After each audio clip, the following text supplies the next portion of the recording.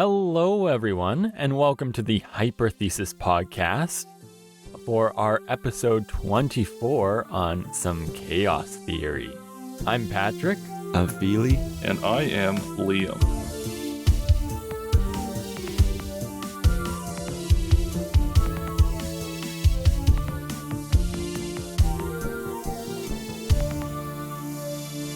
Okay, we have a very exciting episode for you today, but just a warning, it might be chaotic, both in topic and in terms of many of the terms that we will be using today. So just as a warning, we'll try our best to explain. But before we get into our main topic, I believe that we have some, continue conversation from last week to discuss. Yes. So last week we talked about atmospheric optics, and I won't get into all that. But we described a phenomenon known as sundogs, which are these kind of bright rainbow-like spots / streaks that can appear to the left and right of the sun in certain conditions due to the refraction of light from ice crystals in the atmosphere. Sometimes in the lower atmosphere too.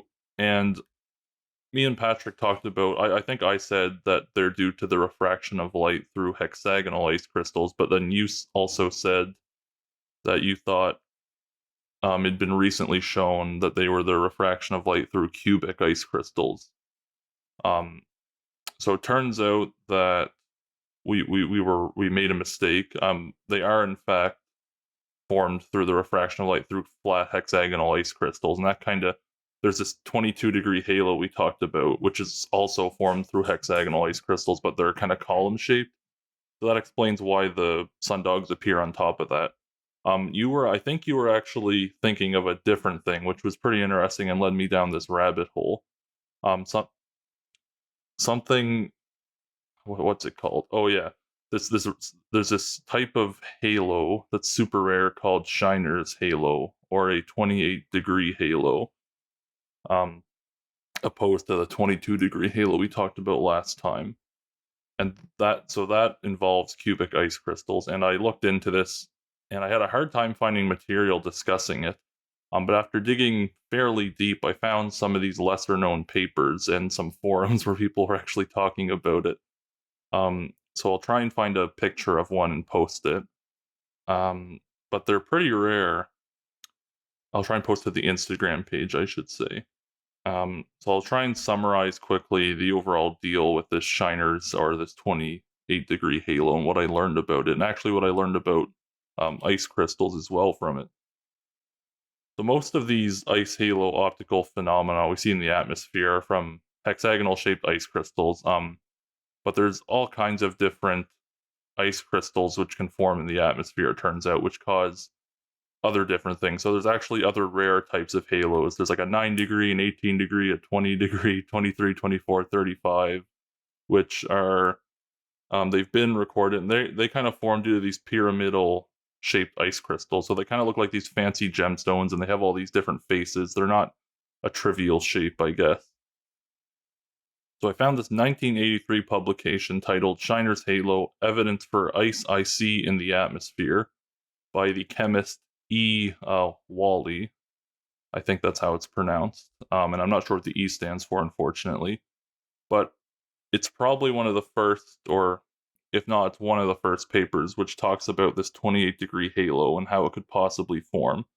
So I guess like hundreds of years ago, people would see there have been like 4 or 5 known sightings, or sorry, 6 or 7 known sightings of this 28-degree halo. And this chemist, he talks a little bit about the history of this phenomenon and how one type of ice called ice IC, or cubic ice, could be the cause of it. So in his introduction, he says, and I quote, "Shiner's halo is a rare halo that occurs about 28 degrees from the sun or moon. It was first reported by Shiner more than 350 years ago, and it's been confirmed several times since, but no convincing explanation has been proposed." He then goes on to say, "The purpose of this report is to suggest that Shiner's halo is caused by light passing the angle of minimum deviation through octahedral crystals of cubic ice IC. So he goes on to physically describe how this would happen through this cubic ice, in order to give a theory that matches these rare sightings. And a big point of this work, kind of like the main point, I think, is that if you can look at these 28-degree halos and it matches the theory that he puts forward, then that's actually the first evidence that cubic ice occurs naturally and that liquid water can freeze to icy. And so apparently this can't happen. Apparently, um, this cubic ice is difficult to make, and it doesn't form naturally very easily. So I went down this rabbit hole of ice, and we should talk about this one day because I think Pheely might have some more stuff to say on it. But um, turns out there's a whole bunch of different kinds of ice, and like if you Google ice and look at the wiki page, there's 23 different kinds alone there. Cubic ice being one of them, and it turns out that cubic ice has only recently been created in the lab. I guess at least a decent amount of it. I'm not sure. I didn't read into that too much. But I found a few more publications too that build upon this idea, discussing the likelihood that cubic ice can form in nature in the atmosphere, and how these 20-degree halos are a visible indication that that the cubic ice is in the atmosphere. And they did some chemistry, some entropy stuff, some stability stuff to see if this was theoretically possible, and they concluded that it should be, although it would be pretty rare. And I found one paper that was actually published in 2020 titled "Ice Goes Fully Cubic," and they talk about how this cubic ice has only been recently experimentally produced in the lab. But now that we have a better door to understanding ice and whether or not it can form in the atmosphere and create this 28-degree halo. So I went down a deep rabbit hole. That sounds like quite the rabbit hole, and it's so cool that something so basic as ice has so many advanced forms, like 10 different types or however many different types of ice alone. I should also mention that I found in a 1986 publication, which kind of was a direct shot at this Wally publication. It was titled "Shiner's Halo: Cubic Ice or Polycrystalline Hexagonal Ice." So these authors basically argue that cubic ice is difficult to form. So why is it's probably these 20-degree halos are not formed by cubic ice, and they kind of propose this theory that the 28-degree halo is formed through good old regular hexagonal ice crystals, but through a specific orientation. So it's because different orientations of these ice crystals in the atmosphere produce different things. So they actually showed that a 28-degree halo could also form through their kind of orientation approach, saying that if cubic ice is so uncommon and hard to create, it probably doesn't form in the atmosphere in enough numbers to create a significant enough 28-degree halo. But from what I could tell, the cubic ice is the best theory at the moment. It's the more accepted one, and it seems to be more plausible to me. But I don't know. So that's a cool example of how these atmospheric optical phenomena, you can use them to kind of learn about smaller things in nature, actually, which I thought was pretty cool. Yeah, and these are very interesting rabbit holes to fall down. I think one day we might have to try and convince one of our former professors to come and talk about ice and water, and especially the simulations that can be done with them, because these are insane, honestly. It's crazy to think that something so common can be so complicated. And we did have a former professor that studied this. Pheely worked with him for a little bit. So that might be a very interesting conversation to have one day.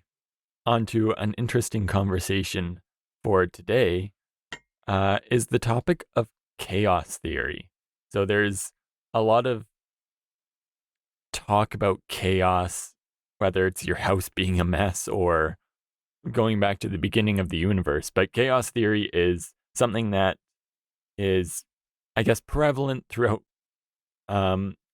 media, and just kind of there's this general knowledge that, hey, there's something called chaos and it exists.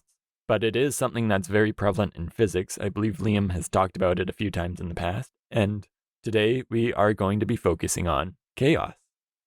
Yeah, when I think of chaos, I always think of the guy from Jurassic Park, the mathematician, and the chaos theory kind of stuff he talks about. But I think Pheely has a lot to say on this. So chaos is in popular media is very different, or as you know, it is, people think of bunch of randomness, and randomness is somehow associated with chaos a lot, which I thought for a long time. It's like, if you think like, oh man, my room is so chaotic, things all over the place. But once I learned about chaos in science, in physics, in math, it's quite different than what I thought, which maybe is a good thing. So chaos in physics is more well defined. Is basically in the mathematical terms, one of the main feature of chaotic system is sensitivity to initial conditions. What that means is that initial condition is basically how you set up the system. So if you want to put, when you build something, you put building blocks together, and where you first put it, that is the initial condition. Chaotic system, on the other hand, if you move one of the building blocks slightly, just very slightly, so the initial condition when you set it up is slightly different, the outcome of the product of the entire system looks completely different. So that is just the chaos mean. It's not really about randomness. It's in the opposite way, actually, because chaos works on what we call the deterministic system. So deterministic system is a system where you can have an equation of motion or some set of equations that describe where things are or how things behave exactly. So we talked about quantum mechanics, which is a more probabilistic theory where you don't know exactly where things are. You know the probability distribution of where things are likely to be.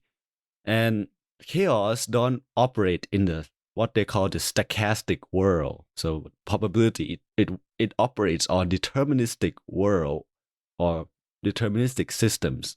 I guess a good way, just as a very simple example to describe a chaotic system, if you think about a pendulum, so say a grandfather clock, it just has one point of contact and it swings back and forth.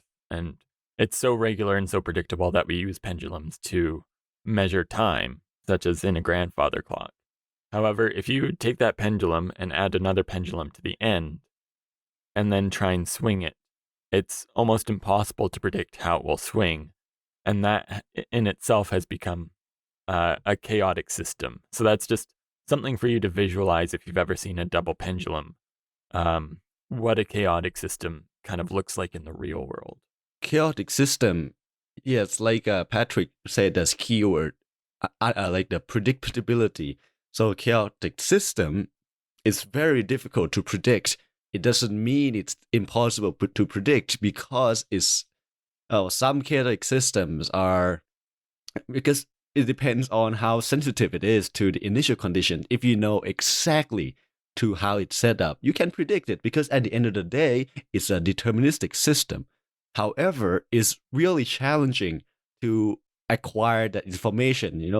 Imagine you have the double pendulum you talk about. If I know exactly this place and velocity of each pendulum, I know exactly what the behavior should be. But if you want to try to create a predictive model to describe that, and if you don't know your position or velocity to the like 0.0000001 or like very precise resolution, the results would be quite different. There's some really good videos on YouTube of like simulations or even like actual experiments people have done on double pendulums where they set up the system with some initial condition and they let it evolve and you see how crazy it gets, but then they change that initial condition by like a millimeter or something and it gives a completely different outcome. So I would recommend looking into that. Yes. Before we get on to those examples, actually, so I want to talk a little bit more about chaos. That People actually coined the term deterministic chaos, which to me is a little paradoxical because chaos deterministic, but it's technically true because chaos work on the deterministic system. But but there's no need to say it. It's by definition it has to be deterministic system, and some people call it the word stochastic chaos when quote unquote chaos work on stochastic system, which doesn't make much sense by construction. So people think that deterministic system don't have the stochastic part, but actually you can add some randomness to the deterministic system, but that doesn't mean it create chaos. For example, there is this type of motion, the random motion called Brownian motion. So these things are used to describe, imagine like the bunch of molecules in a gas or liquid just moving around. We just call those kind of randomness the Brownian motion. But you can add it to the deterministic system, but it doesn't make it chaotic. Actually, there is this guy, Langevin, who found this theory to describe this called Langevin theory or Langevin equation, which is a set of differential equations, basically including stochastic noise onto this kind of deterministic equation. Yeah, it sounds kind of a lot of words throwing out, but if you think of stochastic, like in your head, think of like quantum mechanics, bunch of probability, right? So even if you know how it works, like the Schrodinger equation, you don't really know exactly where it is. In fact, like the Heisenberg uncertainty actually support that you don't really can know exactly where and how fast it is to the exact precision every time or like all the time. Yeah, so the problem with chaos is that it's unpredictable, and because we don't really know the absolute precision of the initial condition. And more about that is chaos. I learned all this through my colleague and friend Hashia, who study a little bit of chaos.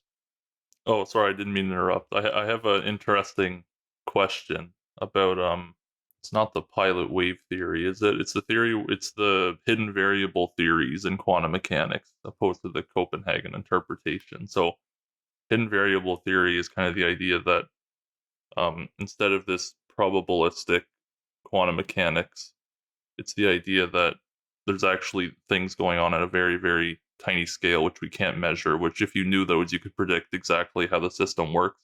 Is that an example of like if that were true? And again, there's this Nobel Prize thing we talked about, which kind of disproves local hidden variable theories. Whatever that means, go watch that episode to find out. But is somehow hidden variable theory just like applying chaos to quantum mechanics to understand probability? I don't know. In a way, because I was gonna talk about my next point is about variables and parameters, right? So chaos actually one of the main reason that chaos comes is high dimensionality. So if you have a lot of particles or if you have a lot of variables, chaos are expected to appear. But let's talk a little bit about what it means to be a variable. So there are two things that are kind of on the opposite end. We call variables and parameters, or you can think of these things on the opposite end like continuous and discrete, or you can have stochastic and deterministic. So, but not in the same way. But variables and parameter, if you imagine in your head, this is for the mathematician and physicist, an equation of motion or Schrodinger's equation, any of those equations, x dot dot, or Newton's equation, second law of motion, x dot dot equal a times x, right? And a is some kind of operator. So we call x a variable and we call a parameter. So parameters is basically tells you how the systems are gonna go, and we use this in everything actually. Like Schrodinger's equation has Hamiltonian and energy and stuff as parameter, but chaos is not the theory about changes in parameters. Chaos is when variables change. And people get confused sometimes. You have to be really careful because when parameters change, and the theory that describes that is bifurcation, which Liam is familiar with, and all about that is about how parameters turn into a different, have different set of solutions and whatnot. But what really is about chaos is when the variables itself change, because variable itself signifies dimensions. And imagine if I said x, right?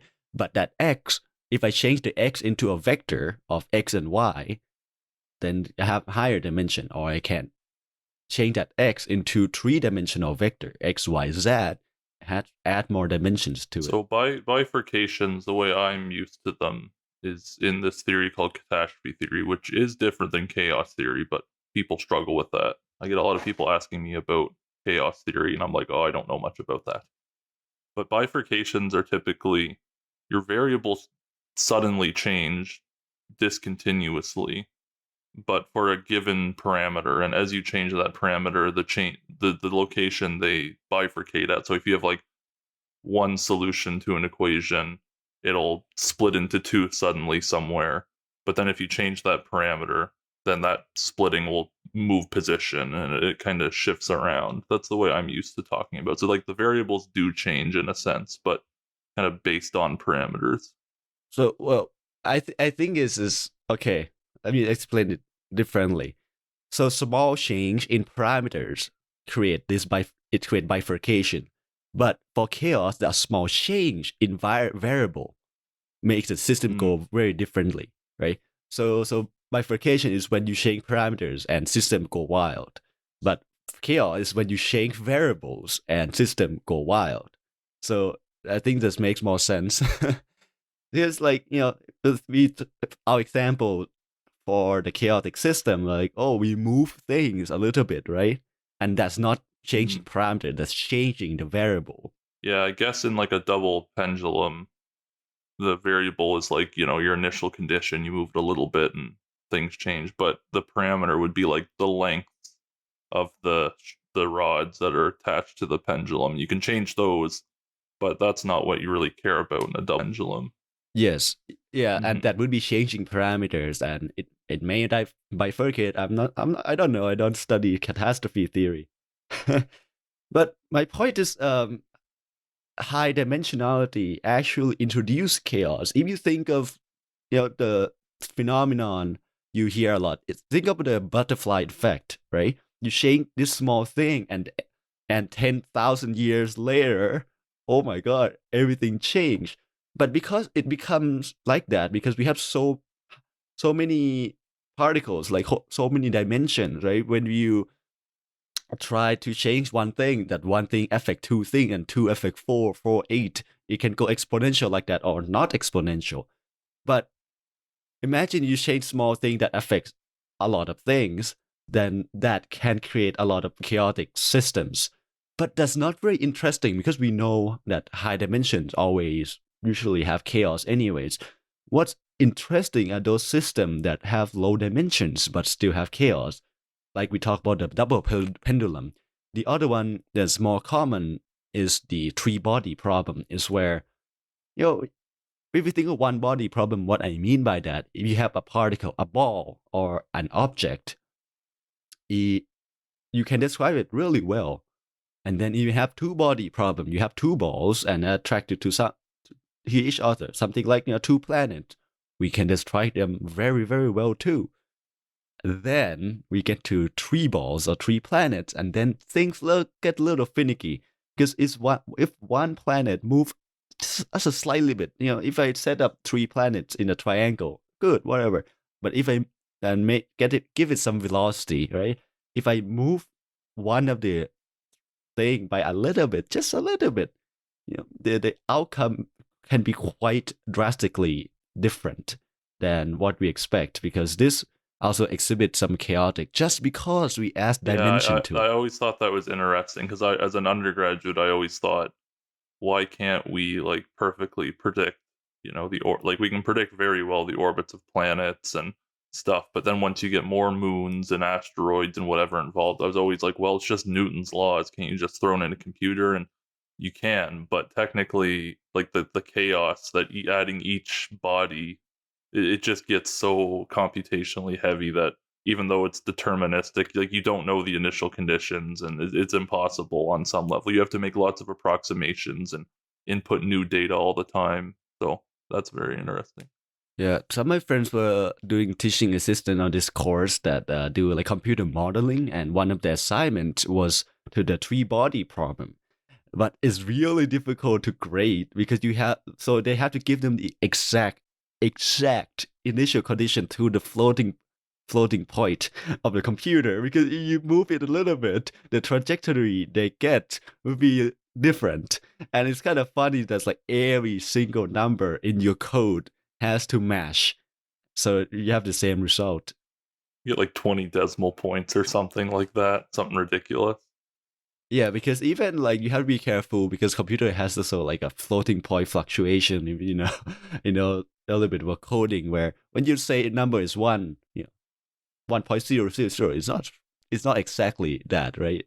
There's this electronic fluctions that change your numbers like slightly, and that is one of the reasons why quantum computing is so hard. But we talk a little bit about that in the quantum computing episode. I, I just wanted to quickly make a note about what we said earlier about how somehow catastrophe theory and chaos theory, how are they related? They're kind of the opposite of one another, and I'm not going to waste your time and get into that. But catastrophe theory is kind of like looking at how at structurally stable things, so things that are stable against perturbation, and chaos theory is kind of like the opposite, where you change something a little bit and it becomes unpredictable. And I think, spoiler alert, we're going to get a guest next episode who will maybe talk about the difference between them a little bit, but I won't get into that now. Yeah, so the other factor that can contribute to chaos is nonlinearity. And this is what I think most people won't get into until graduate school, because fortunately all the classes and theory we do in undergrad or up until undergraduate level are linear. That's why we start learning linear algebra, which is one of the most crucial theory to learn. You think of quantum mechanics, they're just all linear algebra. You can add nonlinearity to it. You can do nonlinear optics, you can do those stuff, but that's usually not in the undergraduate level. So the world up to grad school is really quite limited to this easy to solve system where things are nice, even though sometimes it doesn't look that nice. I'm solving quantum mechanics, but we know that our world is not linear, right? There's not everything is linear. Linear just mean, remember the equation y equal mx plus b? You can use that to describe a lot of things in life, but you can also see that why a lot of things are not linear. And theory that describe things are non-linear are quite difficult because sometimes you have to deal with chaos. So, luckily, we don't have to deal with that until like us have to, be careful of what system you choose. One more example of thing that can be chaotic is fractals. Fractals are quite related to chaos. If you are not familiar with fractals are shapes or geometric object that have the subset of it that repeats itself. So if you think of that triangle, that inside a triangle, and in each triangle inside that triangle has more triangles in it. So a bunch of triangles, you probably have seen it before, or maybe you have heard of the Mandelbrot set, which is a mathematical set that describes kind of this fractal behavior.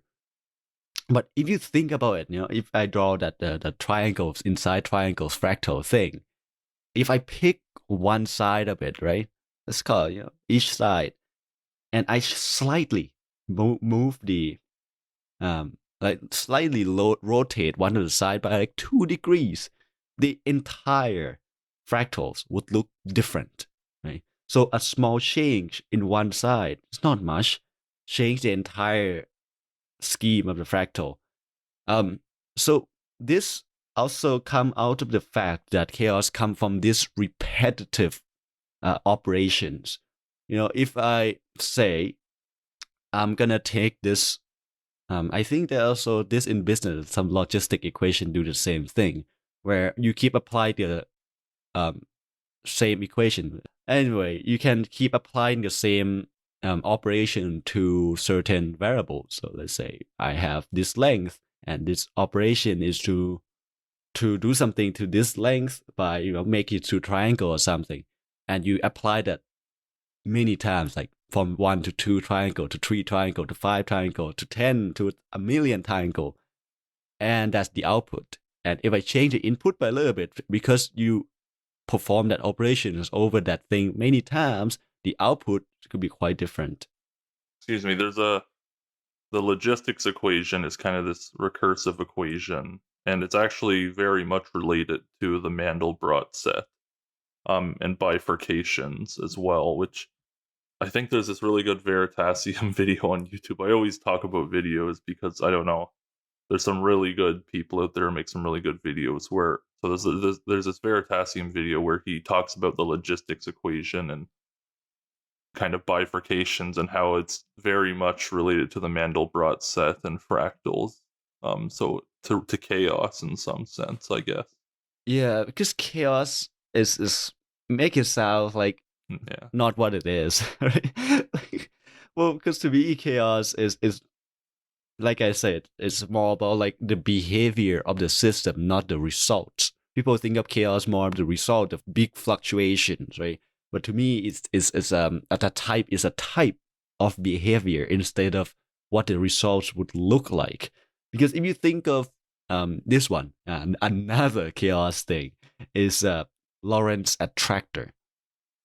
So I don't know if anyone have seen this before. It's a bunch of concentric circles, like two groups of concentric like ellipses, not really circles, that form this kind of butterfly shape thing. If you think of I don't know what's the example of Lorentz attractor in real life, but you probably have seen that in some mathematical figure or something that's look or like in front of the textbook. There is this kind of like two egg shaped uh bunch of ellipses that form what we call it Lorentz attractor. And Lorentz attractor is, of course, created by Lorentz to describe this kind of atmospheric convection. So convection is how air basically move uh, and transfer heat, the heat convection, or just the air moving around in an atmosphere. And people want to try to describe that, so they came up with a set of three ordinary differential equation, whatever that means. So the three equations, let's say three calculus equations that describe this type of system. And it turned out that, it's really hard to predict exactly the trajectory of a particle that follow that equation. And you find this shape where, maybe you want to go to the left side, you change initial condition a little bit, you maybe want to go to the right side, and this kind of also have this chaotic system. But what is interesting about that, even though we cannot predict really well or control where exactly the particles are, we are somewhat able to control the region of where the solutions would be. So instead of trying to control or predict exactly where each part, like where the particle is, we predict the region or the area where this kind of chaos would reside. So that is I think, an interesting way to think about chaos as more of a more of a journey than the result, right? Than the end, because chaos is about analyzing how things the journey worked. Um, Anything to add, Liam? That's an interesting thought. There's this phenomenon known as branched flow, and I definitely don't know much about it. But basically, it's like imagine this line moving forward, and it kind of blows up into a tons of little mini lines, and the lines spread out, and they keep moving forward, but they all kind of spread apart and go in various directions. But what can happen with this phenomenon is that like a lot of the lines will coincide, and you'll get like kind of thicker lines and smaller ones, and it looks like tree branches, which is why they call it this. So in in the context of one of my coworkers' research, this branch flow is in terms of like probability. So you get these like trajectories of probability, and what ends up happening is that the focusing of a bunch of these gives you kind of like the most likely path, while you get these kind of branched little tiny paths that are unlikely. And you get this it's like you're forming these stable trajectories, which look like these tree branches, where you get like some maybe like three main trajectories which are most likely, but in between you get all these little branches of like unlikely trajectories. And somehow it it's you have this stable stuff, and as you change um certain initial conditions or parameters or whatever, what ends up happening is that everything kind of just goes off to chaos, becomes chaotic, and these stable trajectories kind of diffuse into, again, not randomness, because they're kind of deterministic, but it appears random. So I thought that was interesting that you said, how'd you word it again? You said that it's not, you think of chaos as not the end result, but I forget exactly what you said, but yeah, the journey. Journey. That's what that reminded me of, was this branch flow. And I again, I probably got it wrong, but that's roughly what's happening with it. Just to, I guess, advocate for the other side that it might be the destination and not the journey. I know a lot of, I guess, chaos simulations try and look for where a chaotic system goes to some sort of steady state. So, for example, for turbulence in the atmosphere or in water, there's a lot of interest in trying to figure out, okay, how does this turbulence affect whatever is, say, moving through this medium? And when does that turbulence essentially die down and go back to the original steady state before, say, an object passed through a medium? So, a great example is the turbulence that caused as an airplane comes to land on a runway. There's a lot of turbulence and vortices and all this stuff that happens in the air around the airplane as it comes to land. And that's a really big issue for another plane coming into land because that causes instability. And so people are interested in figuring out, okay, when does this instability become stable again? Yeah, I think I kind of touched on that a little bit because, like I said, we are not trying to control or predict exactly where things are, but we try to predict where the area that the solutions would be. So that would be what they try to do, right? They don't care about what each particle do in the turbulence. They care about what area would the turbulence would be created. Because it's really hard to describe that turbulence anyways, but if we know the region where it's likely, or like or because it's deterministic, where the turbulence would have solutions in, we can predict that. And I think that's a good kind of usage of it. And I don't know if we will ever um, get to model chaos really well, but I don't think that's really possible. But So who knows? chaos is, my favorite example is weather.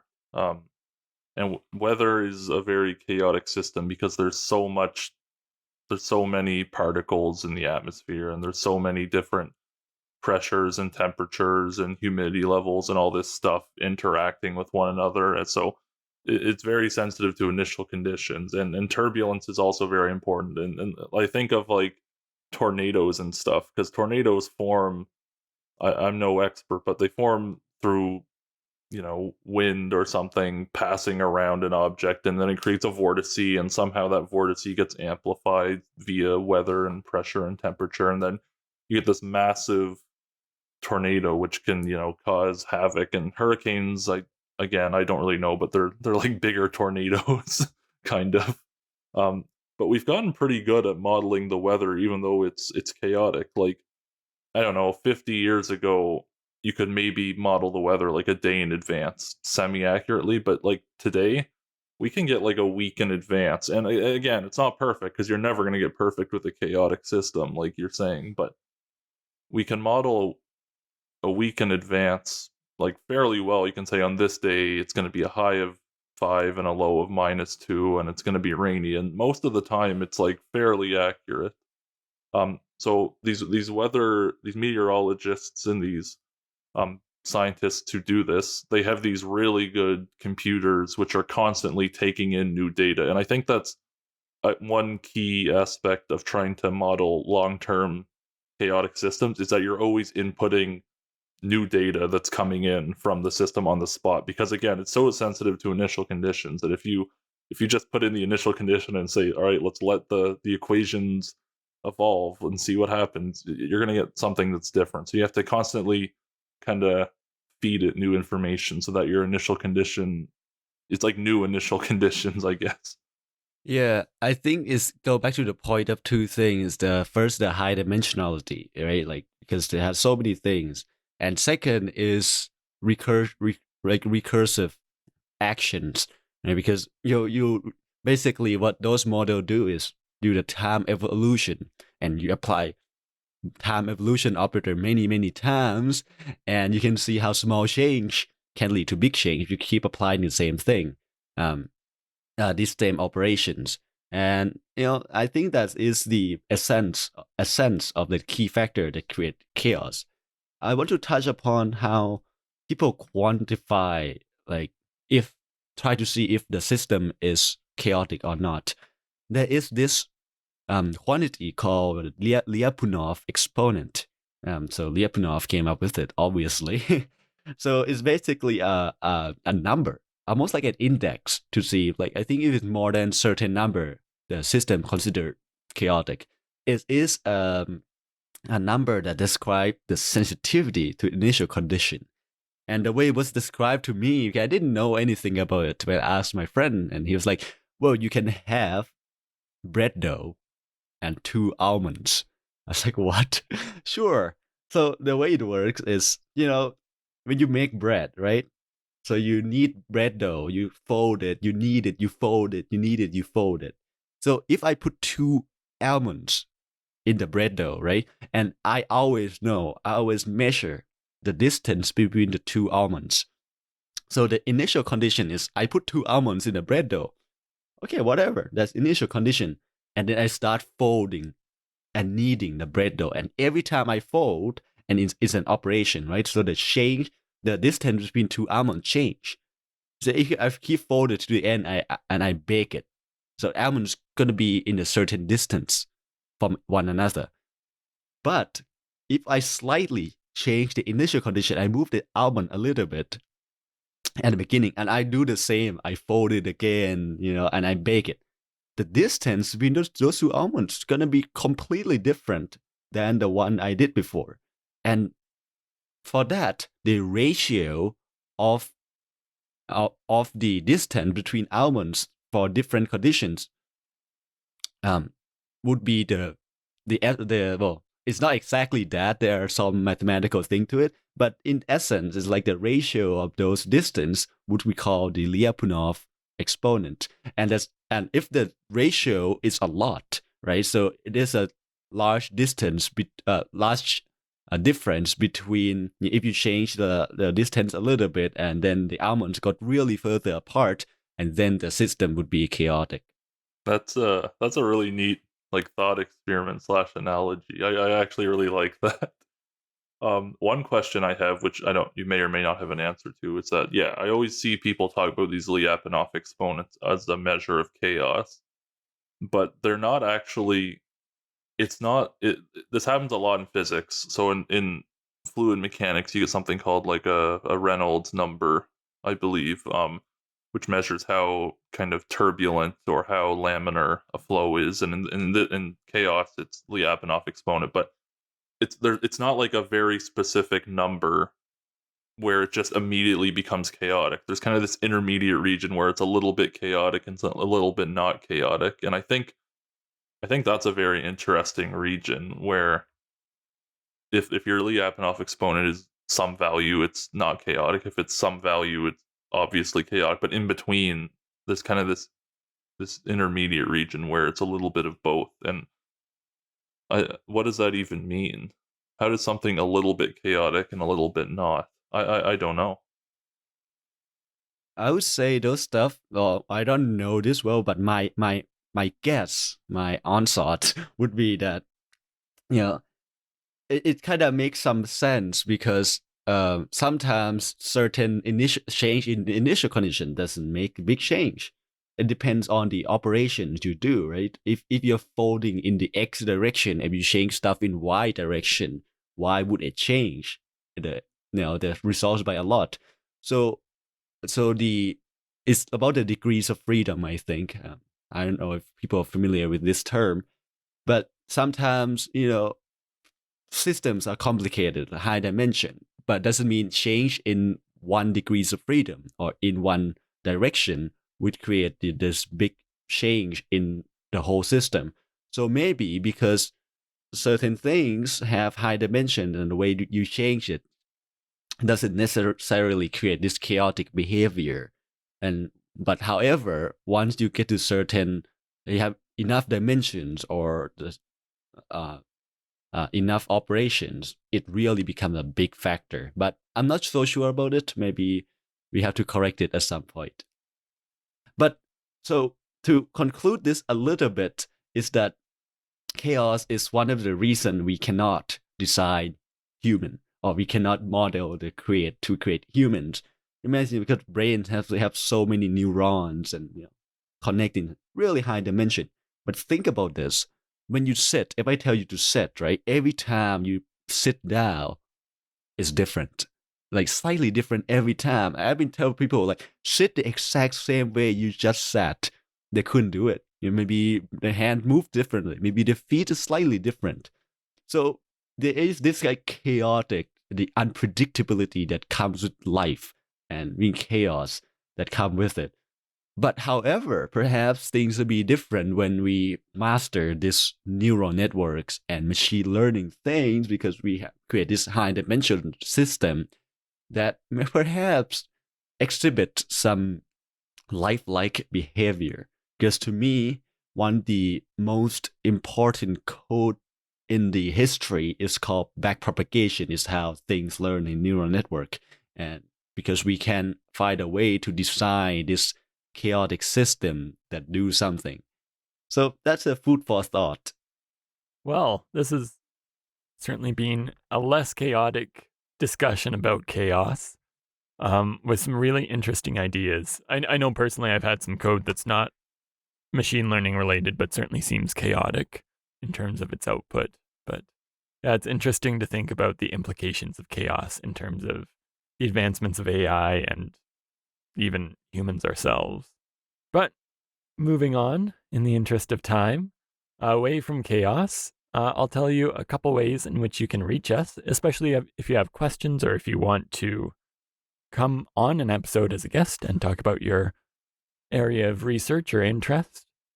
We can be found on Instagram at the Hyperthesis, where you will get updates for when we post episodes, as well as see some of the behind the scenes.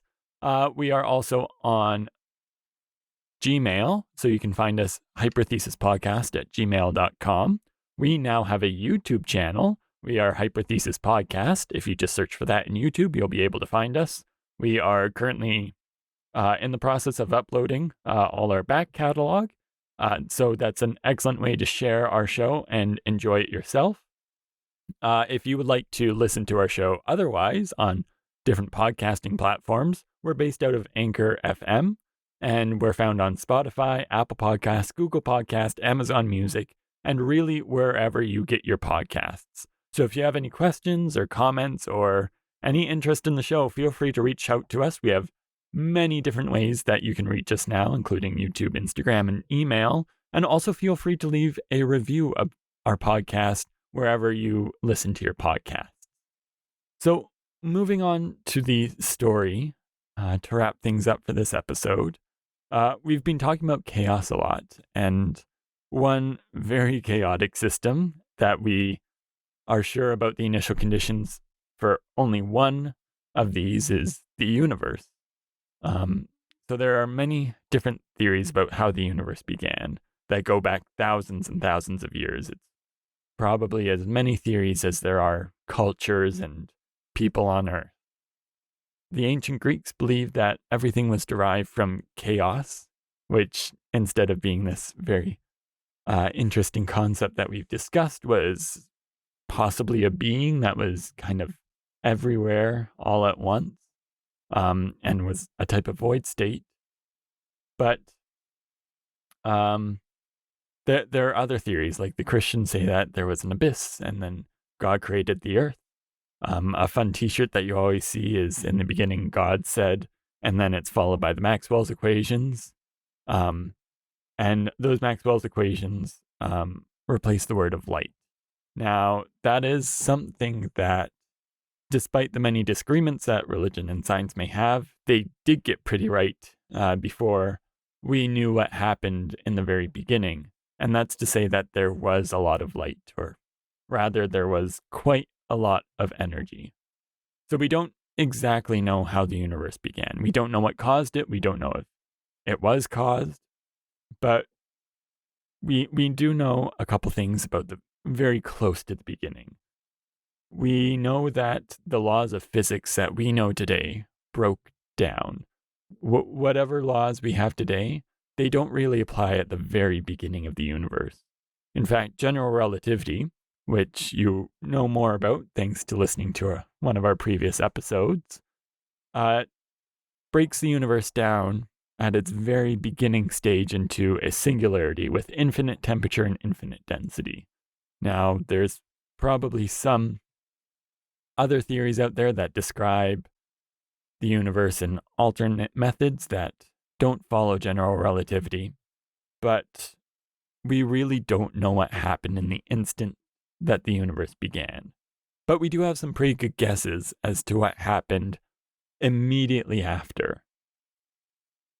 Now, going back to right after the very beginning, we'll start with the very smallest time that you can possibly have, which is the Planck time.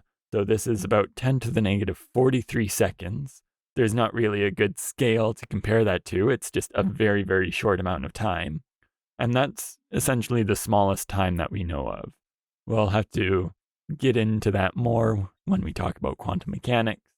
But just know that the universe began, and then the next possible instant later, things started to happen. Now, it was still very dense and very hot, with temperatures going up to 10 to the power of 32 degrees. Again, if it's hard to describe, but if you have a piece of paper with you, just write 1 with 32 zeros, and that's how hot the universe was.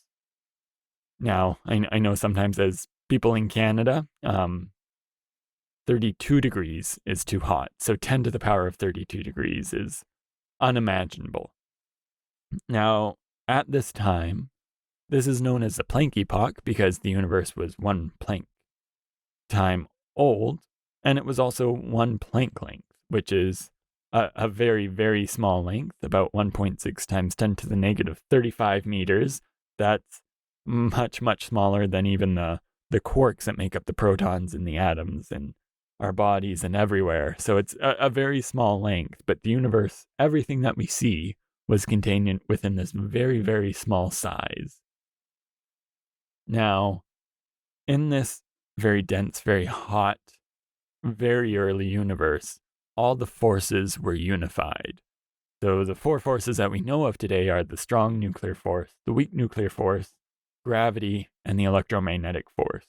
But way back when the universe was, again, very, very young, all these forces were the same. There was just one all-encompassing force that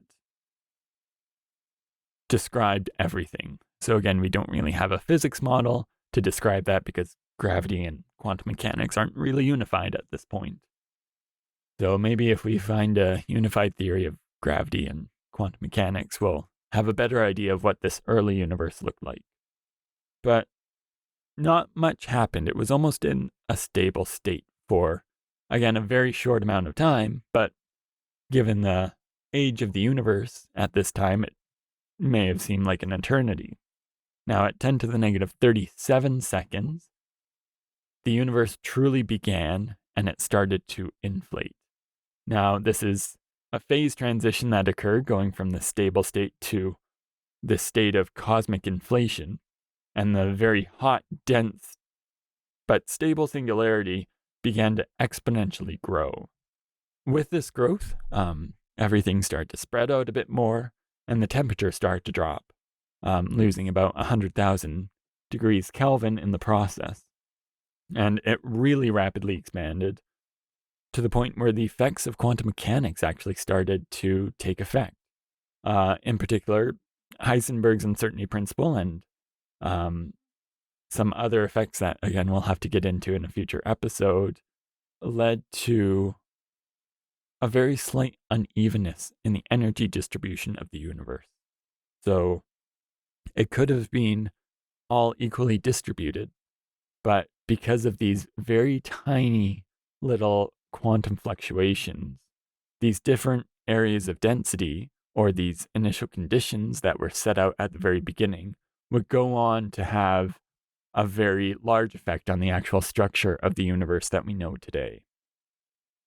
Now, as these effects and these, I guess, uneven distributions began to appear in the universe, it was still expanding. And as it advanced through time, mind you, this is many, many orders of magnitude smaller than a second, the strong nuclear force was the first to split off. So this is the force that keeps atomic nuclei together, and this is the first force that split from this, I guess, all-encompassing force. So you were left with the strong nuclear force, and then a combination of electromagnetism and the weak force. Gravity split off just a little bit beforehand, and it was the first force to kind of divide and go its own way. Now, this left the universe in what's known as the electroweak epoch, and this cosmic inflation that started, I guess, a very long time ago for the universe, stopped at about 10 to the negative 32 seconds. And by this time, the universe had grown 10 to the power of 78 times its original size, which is quite a lot of growth in not a lot of time. However, it was still very, very hot and very dense, with elementary particles flying everywhere at relativistic speeds. And it's suggested at this point that everything was equal parts matter and antimatter. However, something called baryogenesis, which we'll definitely have to get into, led to matter taking over antimatter. So there were collisions that happened that eventually matter won out, and that's what we have in our universe today. Now, as the universe started cooling, the electromagnetic force and the weak nuclear force also separated, and the four forces as we know them today began to exist after a femtosecond after the universe started. At a microsecond old, all the high-speed elementary particles start to cool, forming protons and neutrons. So they start to coalesce in what's known as a quark-gluon plasma, started to kind of separate, and then things really started to slow down. Now, at 1 second, the universe was dominated by photons and was about 1 billion Kelvin, so still quite hot, but definitely a lot cooler than what it was at the very beginning. And as it began to cool and expand even more, all the particles began to spread out. And again, at 1 second, it was about the density of the Earth's atmosphere. Now here, the things really started to slow down, and atoms didn't start forming until about 380,000 years after the universe began. Now, these new atoms would start to emit radiation, which we still see today as the cosmic microwave background. So we still have signatures of these newly formed atoms emitting radiations. Again, it was still quite hot. Now, those regions of varying density that I talked about earlier, those would go on to have very, very profound effects. They would start to coalesce as gravity became involved and speed slowed down of particles. And these coalescing particles began to form stars. And because there were these differing densities of particles forming stars, there were many, many clouds of hydrogen forming these stars, which start to form the galaxies. And again, because of this unevenness in the very beginning of the universe, these galaxies were pretty close to each other, so they start forming clusters. And all of these different astronomical structures are what we see today. We see galactic clusters, we see galaxy, we see stars forming. Now, this may not have happened if these random quantum fluctuations hadn't been present. And it's interesting to think about how different the universe would look to us had there been, say, a fluctuation not quite in the same place that led to a denser region, which is where we call the Milky Way. Now, also at this time, what helped the coalescing particles was dark matter. We still have yet to know what dark matter is, but it made up 27% of the universe and has stayed about the same. And this really helped accelerate the clumping of matter together into the galaxies we see today. Now, as the universe continues to grow and expand, it's actually accelerating, or it's proposed to be accelerating, because of dark energy that's present. Now, we have no idea what dark energy is, and that will have to be a discussion for another time, but it's driving the expansion of the universe and winning out against the power of gravity, trying to pull it back in. Now, again, there's a lot of research going on with this, so we don't know too much, but we do know a couple things about how the universe will end, because it's not a true story without an end. In this case, there are many different theories that have come and gone. The Big Crunch is personally one of my favorite, even if it's probably not going to happen, where gravity wins out and the universe starts collapsing and collapsing, and then goes back to its singularity before maybe spreading out again in another Big Bang. Now, the more likely option is the heat death of the universe, where the dark energy wins out and it just keeps expanding and expanding, and eventually everything will become too far away from each other, all the stars will burn out, and the temperature goes from being an extremely hot place in the beginning to essentially nothing happening in the end, and this, I guess, cold, dead thing. Regardless of how the universe ends, we are still much closer to the beginning than we are to the end, regardless of what that end is. So I encourage you to go look at the night sky and look at stars that are millions or billions of light years away, and realize that at one point, those stars that are so far away, ones that we might not even be able to see, were at one point right next to us. And because of some little weird quirk in quantum mechanics, we have these beautiful galaxies and stars and the Earth that is here today. All right. Yeah. All right. Thank you, Patrick, for the wonderful story. There's a lot of things that can kind of come out of this chaotic system, and one of them is our universe. It's pretty interesting to hear. Anyways, in interest of time, we'll stop it here. We'll see you guys next week, and have a great day. See ya. Bye, everyone.